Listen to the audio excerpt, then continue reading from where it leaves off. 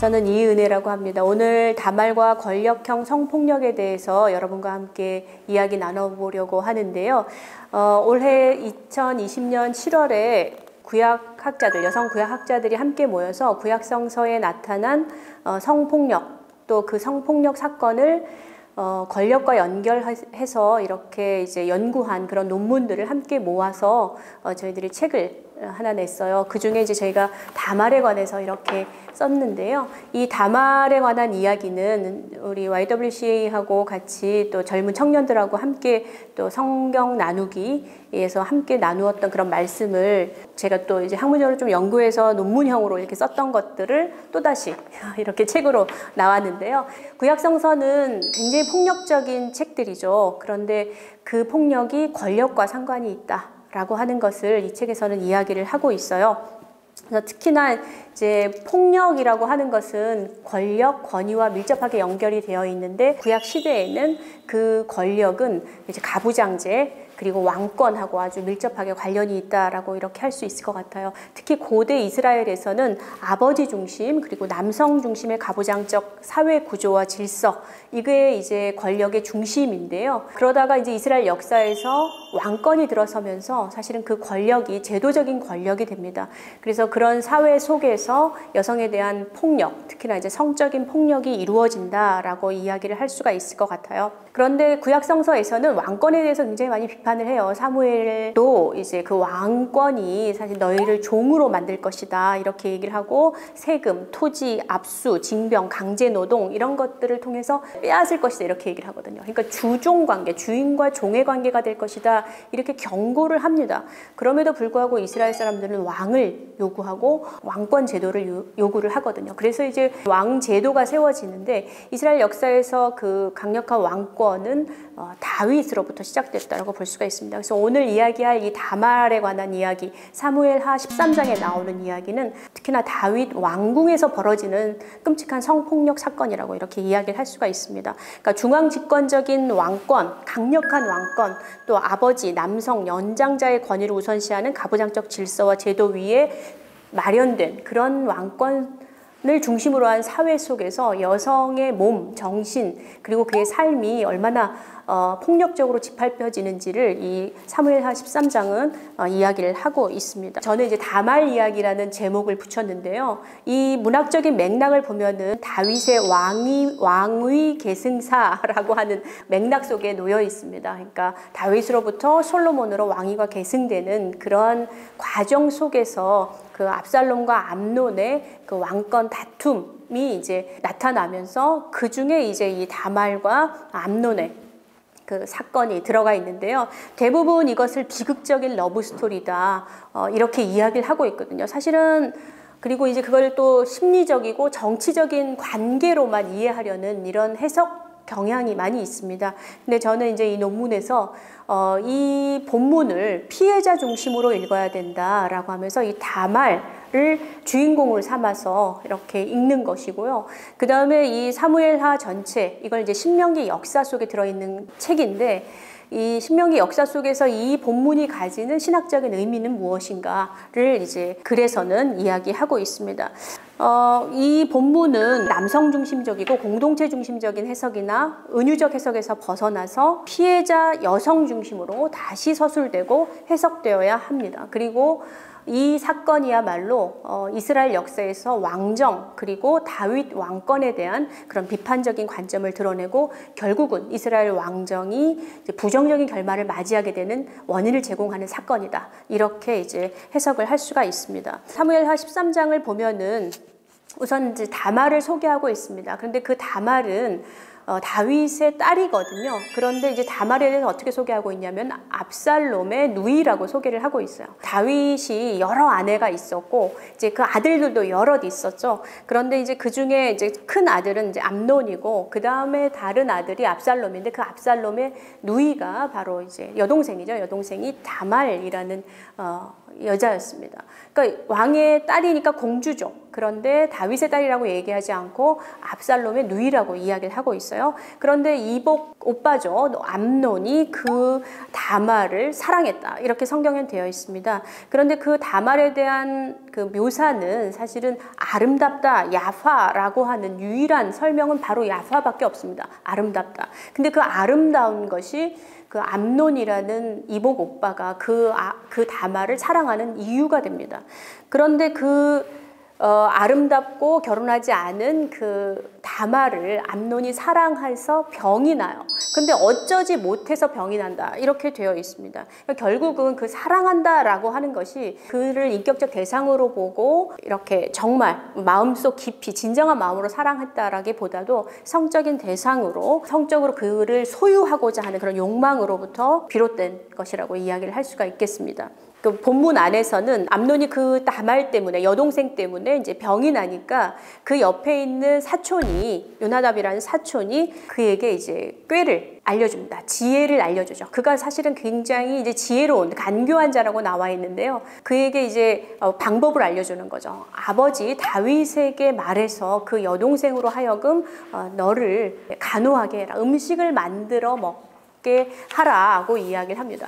근데 이제 그 음식을 만들어 먹게 하는 것은 사실은 아픈 자를 기운나게 해서 이제 건강하게 하는 것이잖아요. 그런데 그 아버지가 이제 그 이야기를 듣고 자기 딸을 내 오라비에게 가서 음식을 만들어 주라 이렇게 얘기를 하죠. 그러니까 그 권력, 아버지로서의 권력 그리고 왕으로서의 권력이 결국 그 왕의 딸이자 공주이자 그리고 아름다운 여성인 다말을 성적인 폭력으로 집어넣었다. 권력이라고 하는 것은 여성에 대한 폭력과 강간이 가능하도록 하는 가장 쉽고 그리고 강력한 수단이고 방법이라고 이렇게 이야기를 할 수가 있습니다.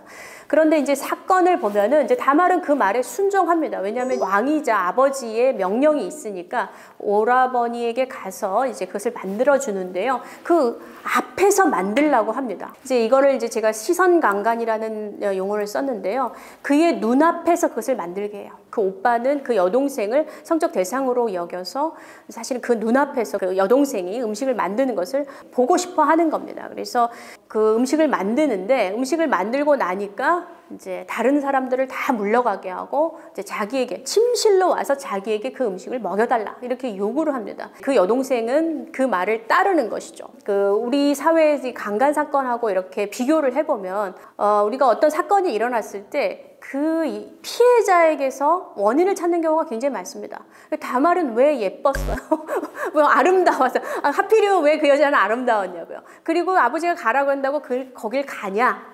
또는 오라버니가 들어오란다고 그 음식을 갖고 들어가냐 이렇게 이제 그 피해자에게 오히려 책임을 묻는 경우가 많이 있다라고 하는 거예요. 근데 이제 여기서는 사실은 그 암논이라는 왕자는 황태자였거든요. 그러니까 아버지의 뒤를 이어서 왕이 될 수 있는 최고 권력자의 뒤를 잇는 그런 권력을 가진 사람입니다. 그러니까 종들 보러 다 나가라고 하고 그러니까 종들은 다 나갔죠. 그의 명령에 순종했어요. 그러니까 동생에게도 나에게 와서 음식을 먹여라.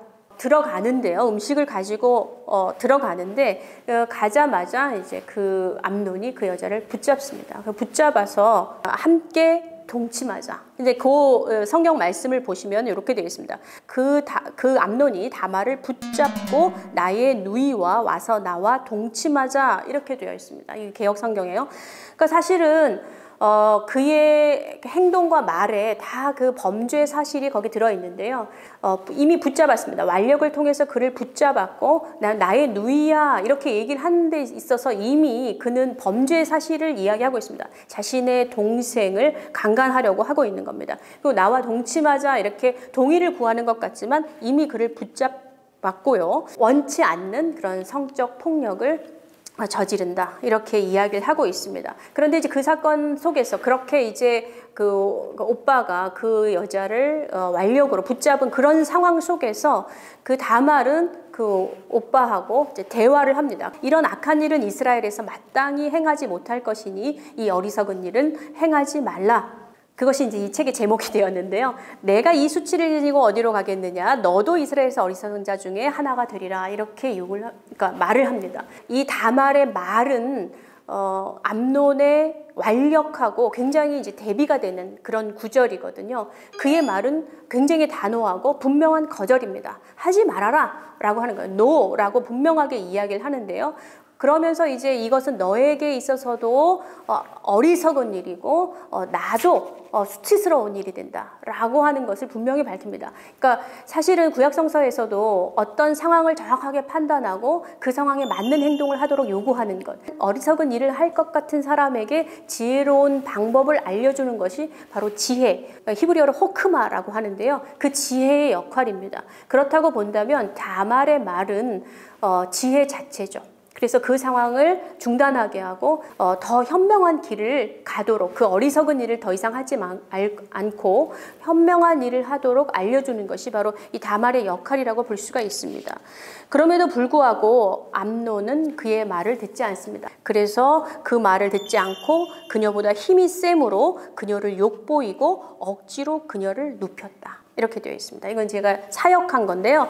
이제 그 히브리어를 보면은 그가 힘으로 그를 강간한 것을 볼 수가 있습니다. 이 명백한 강간이고요. 억지로 눕히는 육체적인 그리고 공간적인 그런 행동을 의미하는 그런 단어들이 계속 연속해서 나오거든요. 그래서 완력을 사용해서 여성을 통제하는 그런 수단이고 일종의 억압적인 그런 형태라고 볼 수가 있고요. 아주 오랫동안 축적되어서 형성된 그 여성의 지배를 나타내는 그런 이제 사회적 산물이라고 이렇게 볼 수가 있습니다. 그런데 또 이제 사건 이후에, 그런 사건이 벌어지고 난 이후에 암논은 마음이 확 변해요. 다말을 이것이라고 부릅니다. 조트라고 히브리어로 이야기하는데요. 이제 물건을 나타내는, 그냥 영어로 말하면 it이라는 것입니다. 이것을 쫓아내라 이렇게 얘기합니다. 굉장히 비인격적으로 대하는 것이고 이제 더 이상 가치 없는 물건처럼, 그러니까 내버려야 하는 쓰레기처럼 이제 대우하는 겁니다. 그래서 이제 이것에 대한 여러 가지 해석이 있습니다. 뭐 심리학적 해석도 있고 여러 가지 해석이 있지만 사실은 처음부터 이 암논은 다말을 물건으로 또는 이제 성적 대상으로 생각했다라고 하는 것을 볼 수가 있습니다. 그를 인격적인 대상이 아니라 자기 마음대로 하고 쓰고 버릴 수 있는 그런 물건으로 생각했다라고 하는 것이에요. 또 이제 월터 브루그만이라는 학자는 뭐라고 이제 이것을 이야기하냐면은 이 암논이 자기의 것이 아닌 것을 가질 수 있는 힘, 그 권력에 대한 욕구가 채워졌기 때문에 이제는 그 여자를 또 버릴 수 있는 힘을 보여준 것이다. 이렇게 설명을 합니다. 원래는 가지면 안 되는 대상, 하지만 원하는 대상을 취하기 위해서 사용된 그런 힘과 권력은 이제 바로 그 대상을 버리고 미워하고 학대하기 위해서 이제 사용되었다라고 하는 것을 볼 수가 있습니다. 그런데 재밌는 건 성경에 이때도 이제 다말의 항변이 나옵니다. 근데 다말이 말을 많이 해요. 그러니까 구약성서 자체는 사실은 남성 중심의 역사이고, 그러니까 남성들이 주로 많이 말을 하거든요. 이 본문에서는 다말이 굉장히 말을 많이 합니다. 그래서 이제 이런 상황 속에서도 그 다말이 그 암논에게 항변을 해요. 아주 강하게. 옳지 아니하다. 있어서는 안 된다. 그럴 수 없다. 이건 이제 제가 사역한 건데, 나를 쫓아보내는 이 큰 악은 아까 내게 행한 그 악보다 더하다. 이렇게 얘기합니다. 그러니까 아까 암논이 다말을 억지로 강간했던 그런 사건을 어리석은 일을 하지 말아라. 너가 어리석은 자가 될 것이다. 라고 이야기를 했다면 이제는 이런 일을 벌이는 것은 악한 일이다. 이거는 이제 신학적인 악으로, 죄로 규정을 하고 있는 것을 볼 수가 있습니다. 그러니까 이건 개인적인 변덕, 개인적으로 그 인간이 나빴다 이런 이야기를 하는 것이 아니라 오히려 그가 첫째 왕자로서 가지고 있는 그런 권력, 권한, 그것을 전제로 하고, 그리고 자기가 원하는 그 여자를 원치 않음에도 불구하고 성폭행하고도 사실은 법적 책임을 지지 않을 수 있는 그런 권한을 보여준 것이다 라고 이해할 수가 있습니다. 그리고 그 여자를 물건처럼 취급하고 버릴 수 있는 그런 탈법적인 권력과 비호가 있었다는 것. 그래서 이 전체적인 다윗의 이야기, 다윗 왕조의 이야기 안에서 이 암논이 보여주는 행태를 보면은 혼자 나쁜 놈이다 라고 하는 것이 아니라, 이런 개인의 문제가 아니라 오히려 다윗 왕가의 그런 타락한 권력의 문제와 결합된 그런 권력형 폭력이라고 이야기를 할 수가 있습니다. 그런 성적이고 감정적인 그런 욕구에 근거한 암논의 짧은 말, 거기에 대조적으로 다말의 이성적이고 합리적인 긴 설득, 이런 것들을 이제 본문을 통해서 비교해서 보면은 이런 급박한 상황 속에서도 옳은 판단과 행위를 요구하는 그런 다말의 그런 지혜와 용기를 보여준다라고 이렇게 얘기를 할 수가 있겠습니다. 하지만 이 다말의 지혜로운 말은 거절되었고 암논은 악한 일을 행함으로 인해서 다말을 욕보였을 뿐만 아니라 자신도 어리석고 악한 자가 되었습니다. 그 이후에 결국 쫓겨나요. 다말이 쫓겨나는데 그 사건을 드러냅니다. 그래서 성경에 보면은 머리에 재를 끼얹고 입고 있던 채색 옷도 찢고 손으로 얼굴을 감싼 채로 목을 놓아 울면서 나왔다. 이렇게 되어 있습니다. 울부짖음은 사실은 그 이스라엘 백성이 자신의 고통스러운 상황을 하나님께 부르짖는 그런 짜크라고 하는 그런 단어이기도 하고요. 또는 이제 부당한 고난을 당한 자가 도움을 요청하는 그런 법률상의 용어라고도 이야기를 할 수 있습니다. 그러니까 사실은 이렇게 모든 법이 무시되는 그런 사회 속에서 폭력을 당한 이 다말은 하나님께 그리고 이제 법적인 보호를 요청하는, 도움을 요청하는 그런 행위라고 이야기를 할 수가 있습니다. 드러낸 거예요. 그러니까 불의한 사건을 드러낸 겁니다. 그런데 그 울부짖음을 들은 남자들은 침묵합니다. 뿐만 아니라 그녀에게 침묵을 요구합니다. 굉장히 어떤 기시감이 느껴지시죠? 오늘날하고 굉장히 비슷하죠. 아무 말도 하지 않고 오히려 침묵하게 하는 것, 이것이 바로 이제 성서에도 나와 있는 사실입니다. 오빠 압살롬도 그 모든 일을 알고도 그는 내 오라비이니 누이야, 지금은 잠잠히 있고 이것으로 말미암아 근심하지 말라, 이렇게 얘기합니다. 아버지도 마찬가지입니다. 아버지도 그 사실을 알고 있었지만 아무 말도 하지 않습니다. 우리 구약 성경에는 나와 있지 않지만 70인 그러니까 그리스어로 번역된 성경에 보면은 뭐라고 되어 있냐면 암논이 장자이기 때문에 다윗이 그를 사랑하여 암논의 못된 짓을 저지하지 않았다, 이렇게 되어 있습니다. 그래서 사실은 그 딸이 당한 고통보다 그 장자인 암논에 대한 사랑 때문에 아무 말도 하지 않았다라고 이렇게 볼 수가 있어요.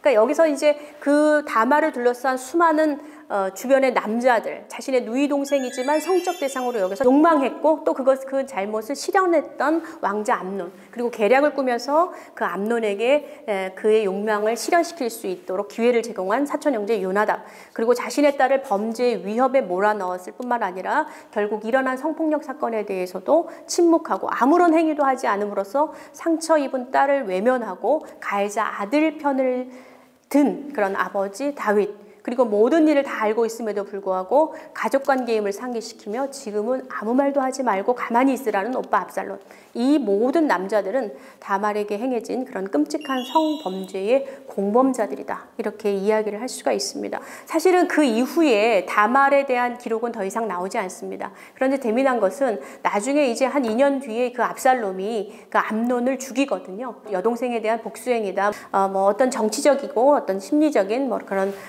그 권력관계가 거기 작용했을 것이다 라고도 이렇게 해석을 합니다. 압살롬의 자녀를 설명하면서 그 압살롬의 딸에 대해서 이야기를 하면서 그 압살롬의 딸이 다말이었다, 이렇게 얘기합니다. 그리고 아름다웠다라고 하는 것이죠. 그 여성들은 우선 3000년 전 구약 시대에도 존재했고 그는 압살롬의 누이이기도 했지만 딸이기도 하고 오늘날에도 아름답고 젊고 지혜의 목소리를 내지만 거부당하고 성적 욕망의 대상이 되는 여성들로 살아가고 있는 수많은 다말들이 있습니다. 성경에 이런 끔찍한 성폭력 사건들이 그러니까 기록되어서 전해지는 이유는 무엇일까? 이걸 이제 한번 생각해 봐야 될 것 같아요. 이런 사건들이 결국은 다윗 왕국을 망하게 하는 이유, 하나님이 그의 왕국을 버리는 이유, 그 악한 일들이 이제 계속 쌓이는 그런 일들을 이제 보여주는 그 왕권의 폭력성, 그리고 이스라엘 왕정의 한계, 인간의 악함과 나약함, 이런 것들을 드러내는 사건으로 이렇게 기록되고 있는 것을 볼 수가 있습니다.